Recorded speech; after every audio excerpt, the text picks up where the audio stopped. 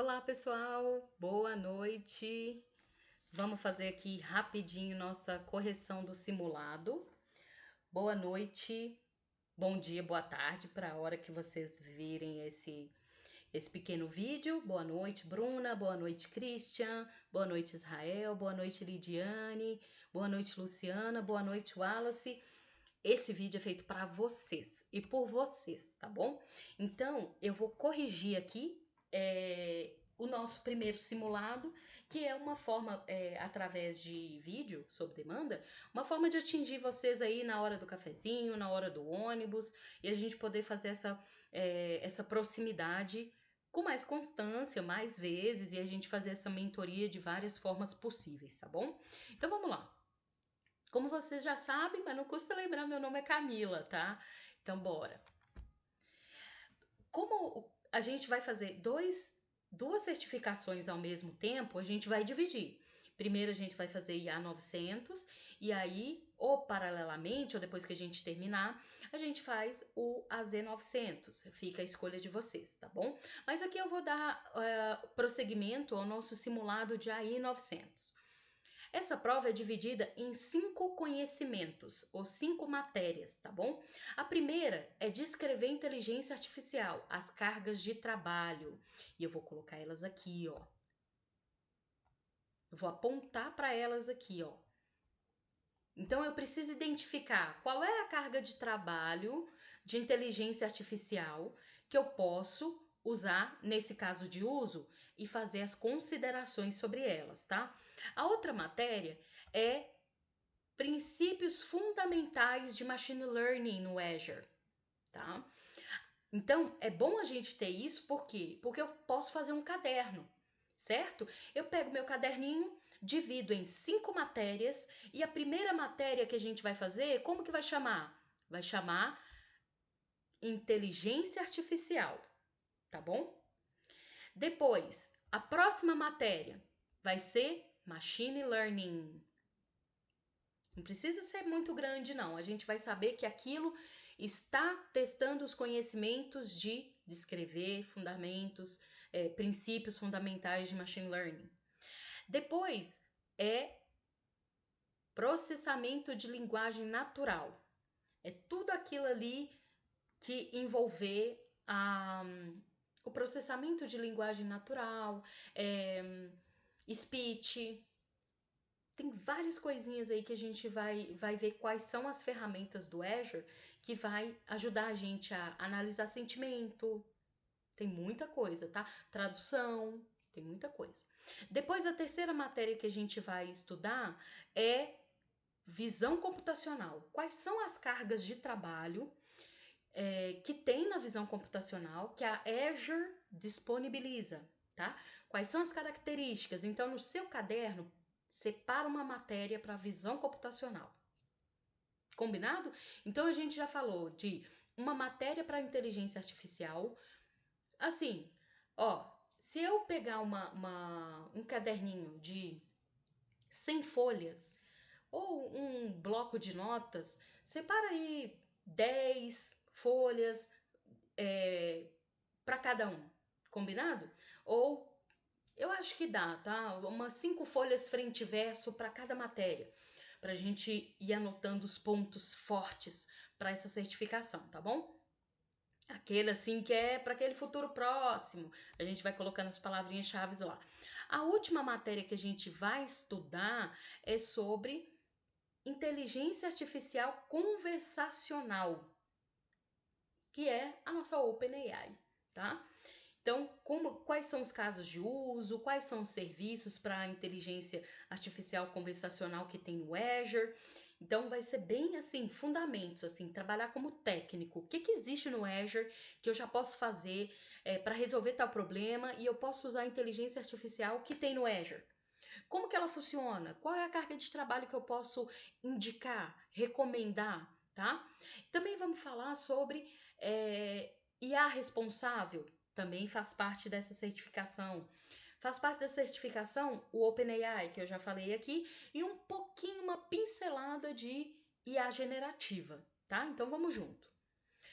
Depois na AZ900, a gente faz aqui também essa triagem por matéria. Primeiro a gente vai fazer uma matéria de conceito de cloud, depois soluções de negócio e ferramentas de administração no Azure, uma outra matéria para identidade, governança, privacidade e compliance, as características, não precisa implementar, tá? Vocês não precisam ir lá na hora da certificação, implementa para mim, cria uma identidade, cria um usuário, Não, nada disso, é conceito, tá? Conceito, é pergunta técnica de múltipla escolha, várias escolhas, arrasta e solta, esse tipo de questão que vai ter lá. Não vai ter nada pra gente fazer de laboratório. Serviços do Azure, depois tem segurança geral e segurança de rede. Depois, administração dos custos do Azure e permissões a nível de serviço. É isso, tá? Mais para frente, se tiver especificidades na nossa certificação, for aparecendo coisinhas diferentes, umas dicas para o futuro próximo aí na certificação, eu vou falando, tá bom? Então, vamos à primeira pergunta. A primeira pergunta do nosso simulado foi: seu site usa um chatbot para atender aos clientes e precisa detectar quando um cliente está chateado com base no que o cliente digita ao interagir com o chatbot. Que tipo de carga de trabalho de IA você deve usar? Primeiro, processamento de linguagem natural, visão computacional, detecção de anomalia ou regressão. Então, eu vou pensar dessa forma. Regressão não é. Por quê? Porque regressão é um aprendizado de máquina. Não é para fazer chatbot. Chatbot é conversa, tá bom? Então não é. Detecção de anomalia é quando os meus dados têm um padrão acontecendo nos meus dados ali, principalmente em séries temporais, e acontece um outlier, uma linha fora do padrão. E aí o meu algoritmo consegue detectar aquela linha que está fora do padrão. Por exemplo, um dia que vendeu pouquíssimo sorvete na minha sorveteria. Por que isso aconteceu? Ele consegue detectar, tá? Visão computacional. Chatbot não precisa de nada da visão computacional, que lida com imagem, nada disso. Então, mesmo se eu não souber o que é processamento de linguagem natural, tô ali com vários tipos de cargas de trabalho juntas e eu não, por eliminação, eu consigo acertar essa, tá? Processamento de linguagem natural. Por quê? Porque ele vai interagir com o meu usuário, tá? De forma natural através de texto, de linguagem. Então, a resposta correta é processamento de linguagem natural, tá bom? Lá no seu simulado, depois que você termina de fazer o simulado, lá quando você clica em ver pontuação, todas as perguntas têm explicação detalhada. Eu coloquei para vocês explicação detalhada por quê? Porque no seu caderno vocês vão pegar lá inteligência artificial. Vai lá na matéria, abre aí seu caderninho, anota o que está escrito lá. Pelo menos faça um resumo do que está escrito lá. Vai ser um bom exercício para todos nós, tá? Faça um resumo do que está lá ou copia, porque tudo que a sua mão está escrevendo, o seu cérebro está mandando um comando para ele fazer a letra A, a letra B, a palavra tal, inteligência artificial, processamento de linguagem natural. Então, quando você está escrevendo, você trabalha a coordenação motora, que é o tático, o sinestésico, está vendo o que você está escrevendo, então é visual, e você também tem uma voz interna que repete o que você está lendo, tá? Então tem lá processamento natural. Vai, Camila, força! E escreve tudo que tá lá. Próxima pergunta. Você está usando o serviço de análise de texto, olha a palavrinha-chave, para realizar análise de sentimento em um documento. O serviço retornou uma pontuação de 0,5, ou seja, meio. Ficou em cima do muro.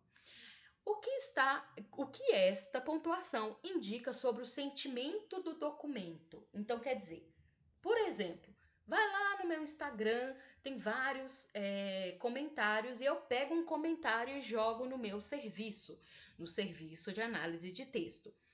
Esse comentário é positivo, negativo ou neutro quando ele me retorna 0,5? Vamos analisar. Quando um documento ele é positivo, ele está mais próximo, o serviço vai me retornar uma pontuação mais próxima de 1. Beleza? Fechou. Aqui não tem conversa. Ou é 0, que é negativo, ou é 1. Já matamos a charada. Análise de sentimento é 0 ou 1, tá? O que for neutro é em cima do muro, é a metade, nem para lá, nem para cá. O que for menor que isso tende a ser um comentário mais negativo do que positivo, e mais que meio é mais positivo que negativo, tá? Então, se o meu serviço me retornou 0,6, é um documento positivo. 0,7 mais positivo do que o 0,6. 0,8 mais positivo que o 0,7 e o 0,6. 0,9 super mais positivo que o 0,6, tá? 1 super positivo, né? Ali ele tem certeza, ele crava que ali é um documento positivo. Se sair 0, o meu serviço cravou que ali tem um documento negativo, com conteúdo negativo. Se ele tá 0,5, é porque ele está encontrando palavras positivas, palavras negativas, não fala muito, ele não consegue enxergar ali palavras positivas nem negativas, ele faz um cálculo e, na média, tanto positivo como negativo, chega num resultado neutro, tá? Então, boa. Então, resposta: o documento é neutro. Terceira questão. Você está construindo um aplicativo baseado em IA. O que é IA, gente? Inteligência artificial. Muito bem, Camila. Boa. Pontinho para nós aqui. Precisa garantir que o aplicativo use os princípios de IA responsável. Primeira coisa, vamos aqui falar sobre IA responsável para quem nunca viu IA responsável, tá? Então, deixa eu ver aqui. Vou dar 2 passos para poder explicar o que é IA responsável, para depois voltar naquela questão e a gente poder explicar ela um pouquinho melhor, tá? A IA responsável é o seguinte: nós vamos ver lá para frente que muita inteligência artificial já existe, mas ela não pode ir para o mercado. Por quê, professora? Porque senão as pessoas fazem cagadas com ela. Principalmente na questão de ser responsável pelas soluções que a gente coloca no mercado. Pensando nisso, as empresas falaram: não, a gente tem que criar o uso da IA responsável. E todas as nuvens têm essa responsabilização de só aceitar empresas em sua nuvem, em sua cloud lá, se ela cumprir com esses 6 fatores, princípios, valores de IA responsável. Primeiro é imparcialidade. Vocês também podem ver na sua prova como justiça. Como a gente vai fazer a prova em português? Ai, gente, vai ser horrível escrever nisso aqui, mas tudo bem. como a gente vai fazer nossa prova em português, é bom vocês já terem contato com o material todo em português. Por quê? Porque na hora que a gente vê na plataforma ou nos simulados as coisas em inglês, aí eu fico assim, gente, o que é a tradução mesmo? Como que eu posso falar? Aí na hora que eu vejo imparcialidade, aí eu falo, nossa, eu sei esse conceito em inglês, mas o que seria imparcialidade em inglês, tá?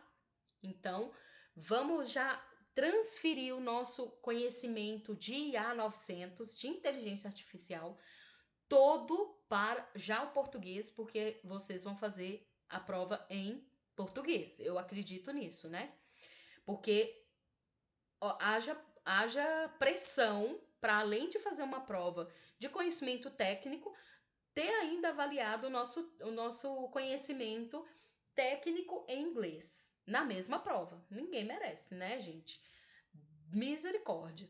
Então, justiça é o primeiro. Depois, seguindo a sequência da esquerda para a direita, de cima para baixo. Confiabilidade e segurança.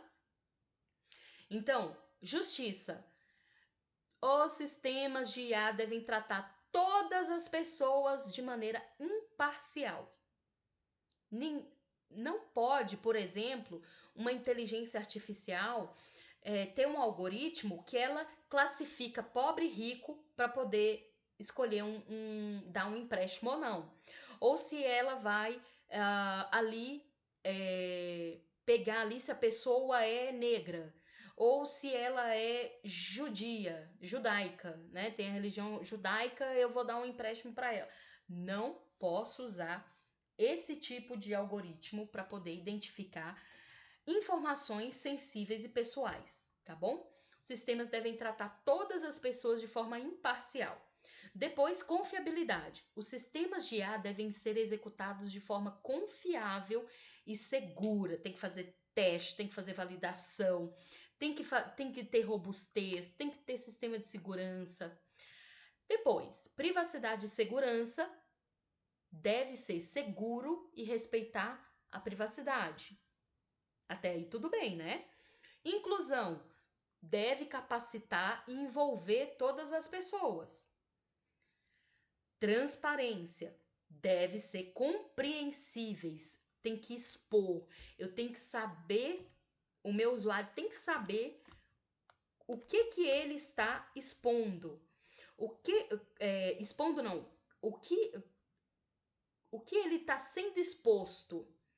A que ele está sendo exposto, como que os dados dele vai ser manipulado, como que aquele sistema funciona, tá bom?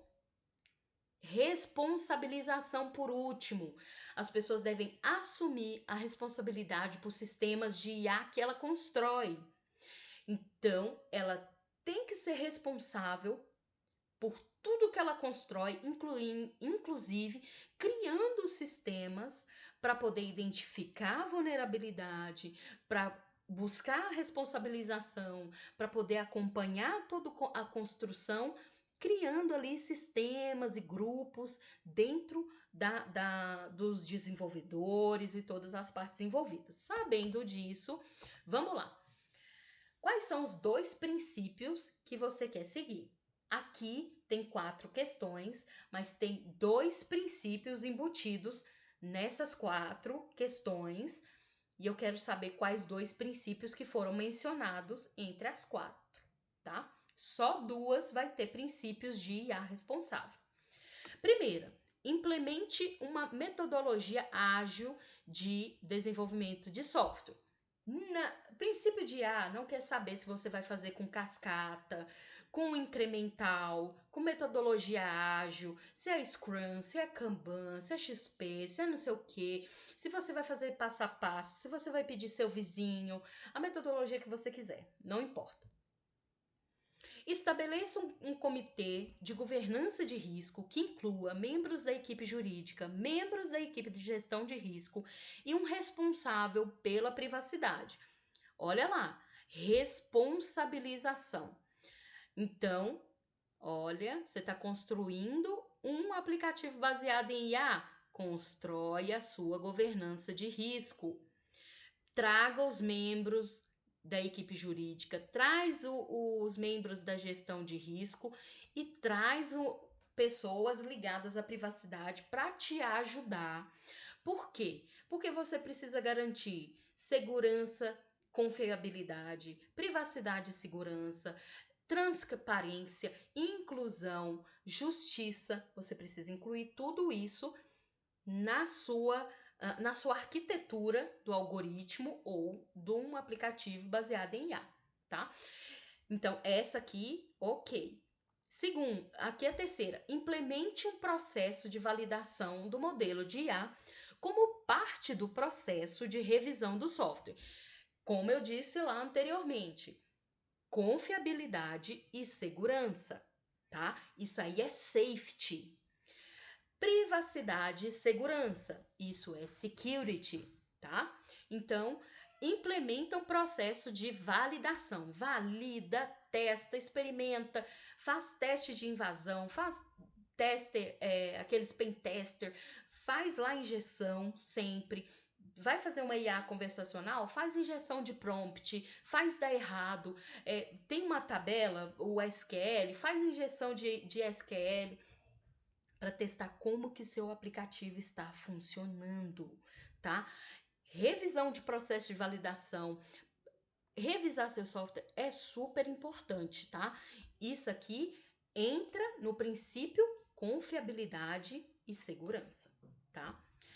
Então, essa aqui sim. Outra, impedir a divulgação do uso de algoritmo baseado em IA para tomada de decisão. Olha a palavra-chave aqui para eu descartar essa questão.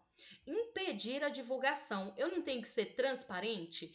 Então, eu tô querendo dizer assim, ó, eu não vou falar com nenhuma parte envolvida, nem com a equipe de desenvolvimento, qual algoritmo eu vou usar para tomar decisão automatizada. Eu vou esconder, eu vou impedir. Então, não, né, gente? Tem que ser transparente. Então, resposta a segunda e a terceira. Então, aqui a gente já viu e vamos passar. Quais são os vários canais possíveis aos quais um bot pode se conectar? Então, vamos ver aqui. Será que um bot pode se conectar com um e-mail? Já digo para você, pode, tá? Pode. Web chat? Pode? Pode também. Então, quando a gente tá lá no site de qualquer lugar, da Magazine Luiza, tem um chatbot bem aqui assim, ó. Conversa comigo. E tem uma carinha de qualquer coisa aqui, do WhatsApp, de uma inteligência artificial que leva para um outro aplicativo, tá? É o web chat. Alexa, também. Microsoft Teams, também. Então, todas são corretas e vamos ver por quê, tá? Então, vamos lá, ó. E-mail, webchat, Alexa e Microsoft Teams. Olha o tamanho da lista gigantesca. Tem coisas aí, gente, que nem a gente conhece, né? Por exemplo, as que estão de preto, aqui, ó, é coisa que não existe mais, tá? É só as azulzinhas que já existe, ó. Skype não dá mais, tá bom? Telefonia também. Mas olha a quantidade. Alexa, Azure, Direct Line, e-mail, Facebook, GroupMe. Nunca ouvi falar disso, gente. GroupMe, deve ser no Japão, na China, né? Outlook, que é o e-mail, Omnichannel, Microsoft Teams, no Slack, no Telegram, no Twilio, que é um sistema automatizado de SMS, no WeChat, esse aqui eu acho que é na China que tem, né? WebChat e canais adicionais. Olha a quantidade. Então, pensou, é o uso de texto? Vamos aqui dar uma repassada aqui, né? Não falou de Instagram, que lá é mais a imagem. Não sei se eles vão criar essa funcionalidade, mas vale a pena a gente ficar ali sempre atualizado aonde que o Azure tá habilitando as suas ferramentas de bot para poder ser integrada, tá? O que são grandes modelos de linguagem? Letra A. Modelos que funcionam apenas com pequenas quantidades de dados? Não, pequenas não, porque eles são grandes modelos de linguagem. Lembra assim, ó, grandes modelos de linguagem, gente, a gente não tá falando tipo de 1 milhão de linhas. A gente tá falando de bilhões. A gente tá falando de trilhões de exemplos e de tamanho de algoritmo, tá? Então, é grande, é muito grande. Modelos que usam aprendizagem profunda para processar e compreender a linguagem natural em grande escala. Olha a palavrinha-chave. LLM, conhecido como Language Learn Model, linguagem de aprendizado de linguagem, modelo de aprendizagem de linguagem, né? Grande modelo de large, né? Vai ter aprendizagem profunda e grande escala. Então, ó, palavra-chave, já conecta, tá? Grandes modelos de linguagem vai ser em grande escala e aprendizagem profunda. Modelos que funcionam apenas com um idioma, não. Ele funciona em vários idiomas, vários. Então, resposta certa, a segunda, tá? Então, olha lá. Olha a interface de uma LLM. Esse aí é a carinha do estúdio de IA do Azure. E aqui vocês fazem a conexão, ó. Coloca aqui qual é o LLM que vocês querem, né? E vai configurando ele.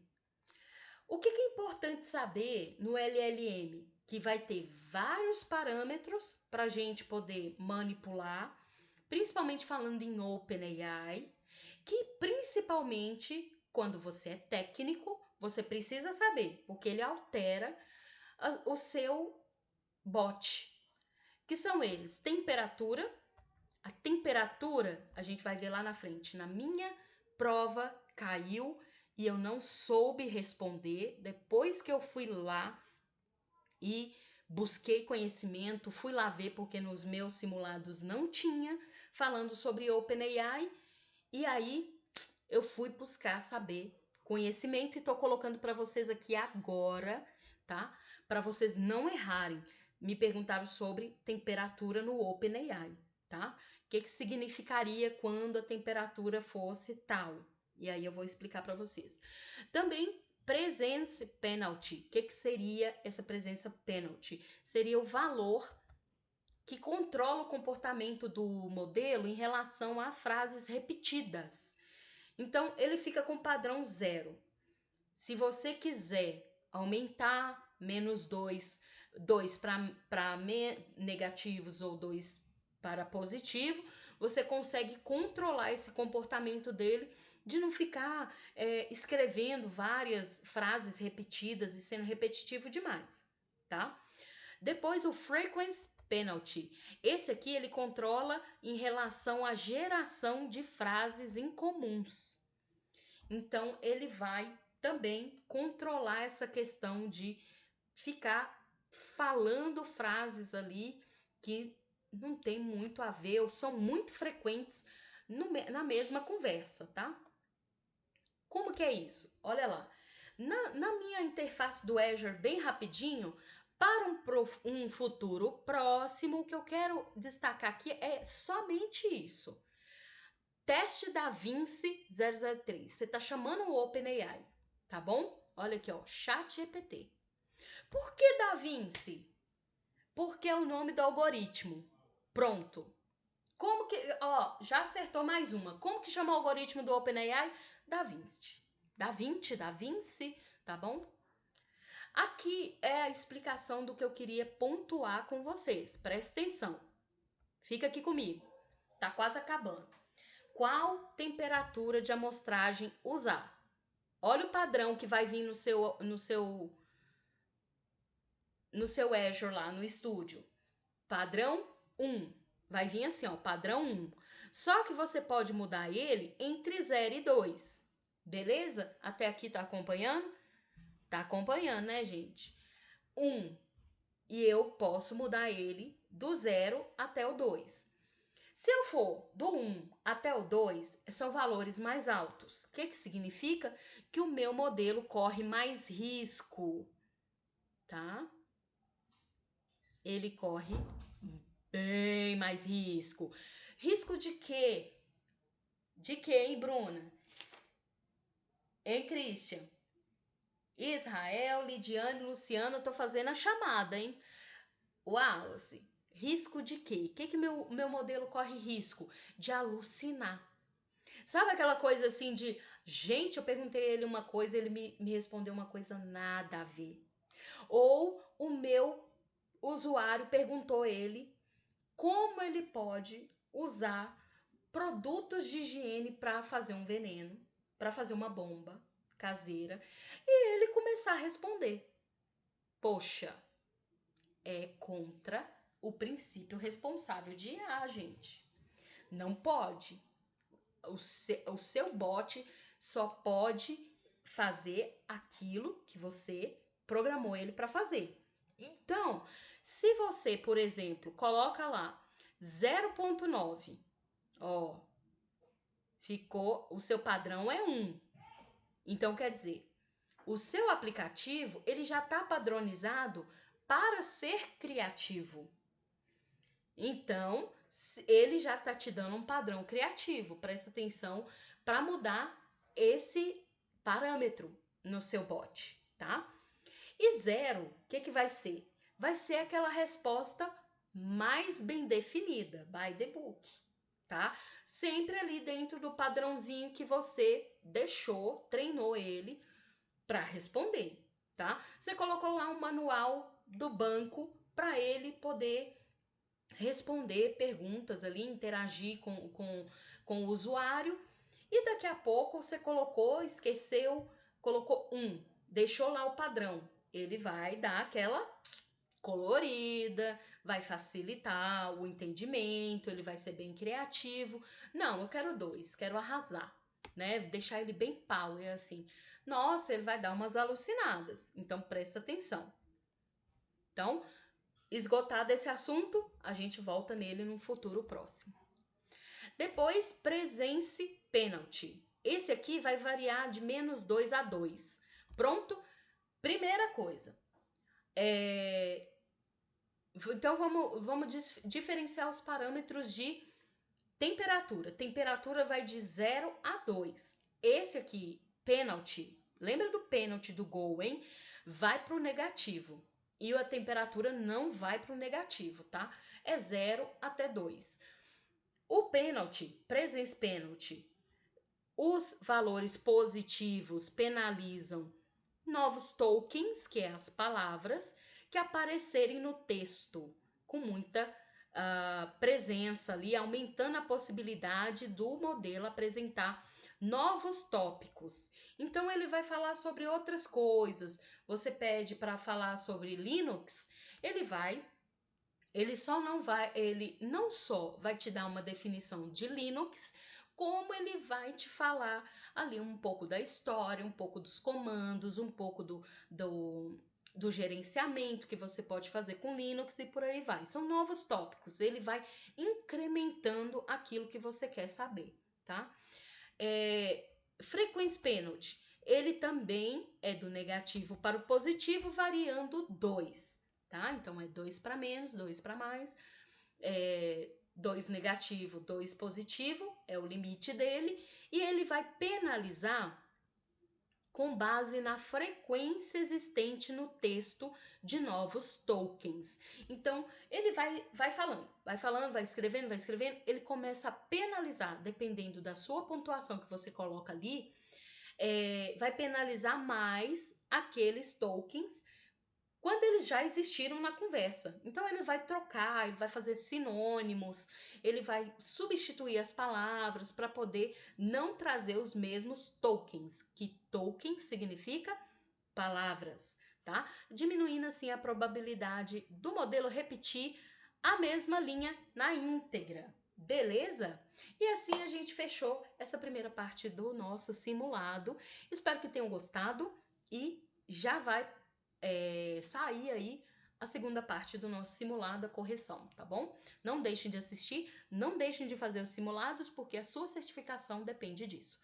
Até a próxima!